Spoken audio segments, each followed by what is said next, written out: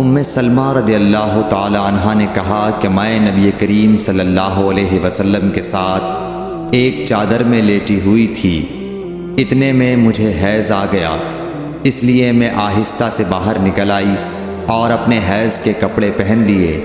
حضور صلی اللہ علیہ وسلم نے پوچھا، کیا تمہیں نفاس آ گیا ہے؟ میں نے عرض کیا ہاں۔ پھر مجھے آپ نے بلا لیا اور میں چادر میں آپ کے ساتھ لیٹ گئی۔ صحیح بخاری حدیث نمبر 298۔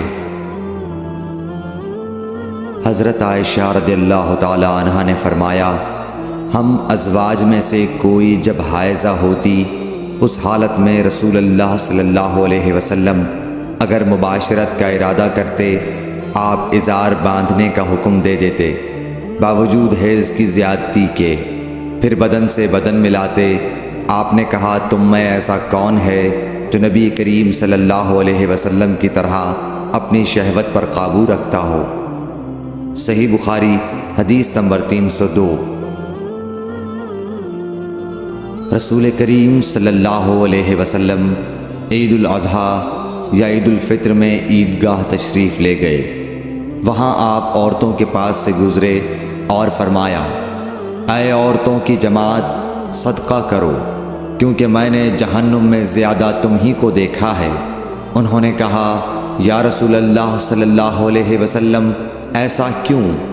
آپ نے فرمایا کہ تم لعن طعن بہت کرتی ہو اور شوہر کی ناشکری کرتی ہو، باوجود عقل اور دین میں ناقص ہونے کے میں نے تم سے زیادہ کسی کو بھی ایک عقل مند اور تجربہ کار آدمی کو دیوانہ بنا دینے والا نہیں دیکھا۔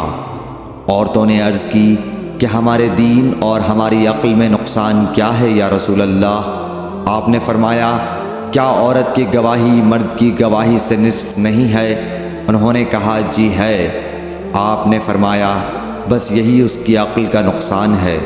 پھر آپ نے پوچھا، کیا ایسا نہیں ہے کہ جب عورت حائضہ ہو تو نہ نماز پڑھ سکتی ہے نہ روزہ رکھ سکتی ہے؟